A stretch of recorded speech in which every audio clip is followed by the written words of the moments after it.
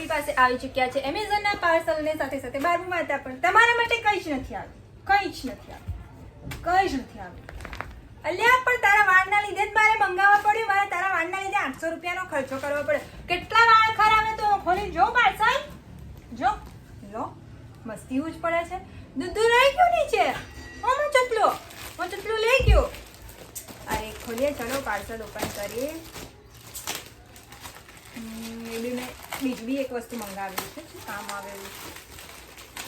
અરે યાર ખુલતી નથી, કેવું છે? ખુલ જા શિવસિંહ. હાય મને કાપી નાખી, પાછળ જતી. ખુલ્યું.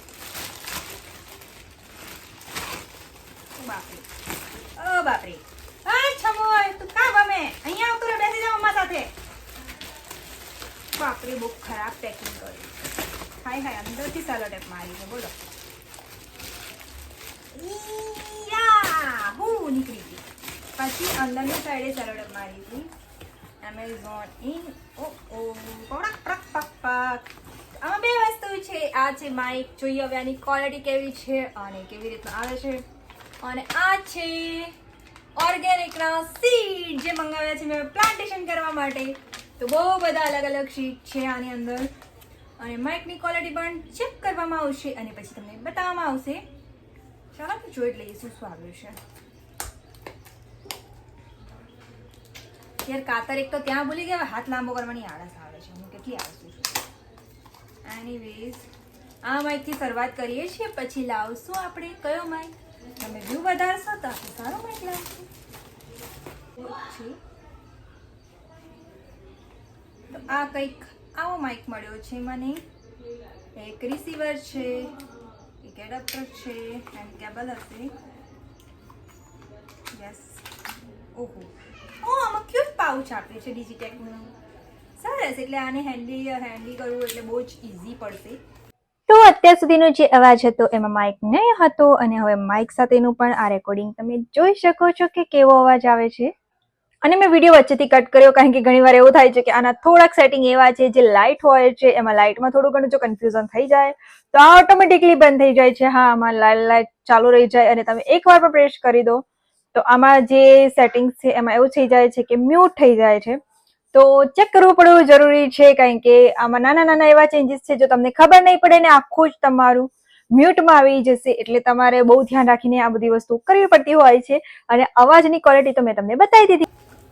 અને આમાં આઈ થિંક બહુ બધા અલગ અલગ જાતના, હું તમને બેક કેમેરાથી આ બતાવી દઈશ.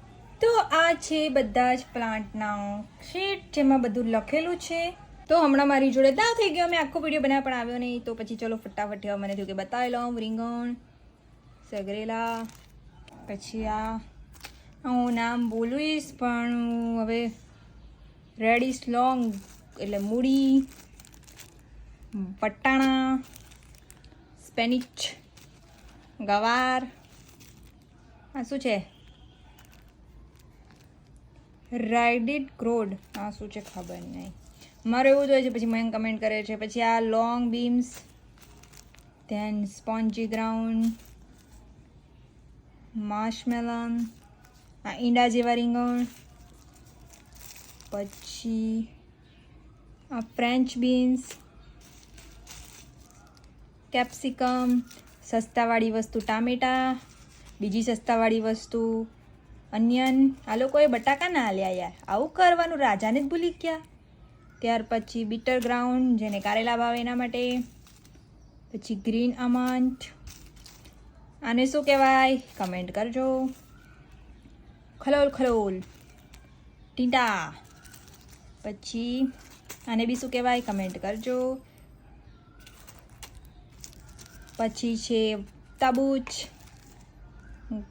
રેડિશ રેડ લોંગ એટલે આ બીટનું જ કોઈ પ્રજાતિ છે. આ લેડીઝની આંગળીઓ એટલે કે ભીંડા.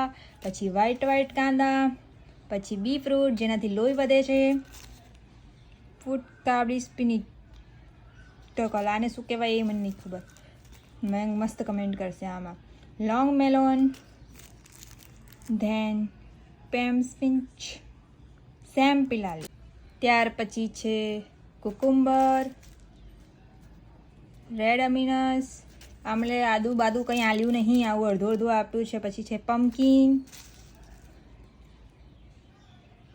પર્પલ રીંગણા, કોલીફ્લાવર, ગાજર, મસ્ટર્ડ, સરસો, ધેન લાંબા રીંગણા લીલાવાળા, ટ્યુબ, કોર્ન, પછી આ છે મરચાં જે મને બહુ ભાવે, ત્યાર પછી છે દૂધી, કટ્ટા પાલક અને છેલ્લે છે સોયા સિંગ. આની કરીએ અને બીજું પેકેટ ઓપન કરીએ. યાર બહુ જ એમેઝોનવાળા પેકિંગ કરીને આપે છે. એમેઝોનમાં મેં ઘણા ટાઈમ પછી પાર્સલ મંગાવ્યું છે. હું મોસ્ટલી વચ્ચે મંગાવેલું હતું, ત્યારે મીશોમાંથી મંગાવેલું હતું અને સારું છે કે આજે કંઈક વાગતું નથી. સમોસા મારા ભાગી ગયા બાબલુ, યાર બહુ જ ખરાબ પેક. ઓકે, કલર તો બહુ બ્રાઇટ છે. હવે મેઇન ટેસ્ટ જે વસ્તુનો છે આનો, આટલું ખરાબ પેકિંગ તો સારું પેકિંગ છે, બટ મેં ખોલ્યું ઊંધી રીતે છે. એટલે આ મેં મંગાવ્યો છે બ્લેન્કેટ કવર. ફાઇનલ, બિકોઝ કે આ લોકોના જે હેર્સ છે તે બહુ જ સ્પ્રેડ આઉટ થાય છે.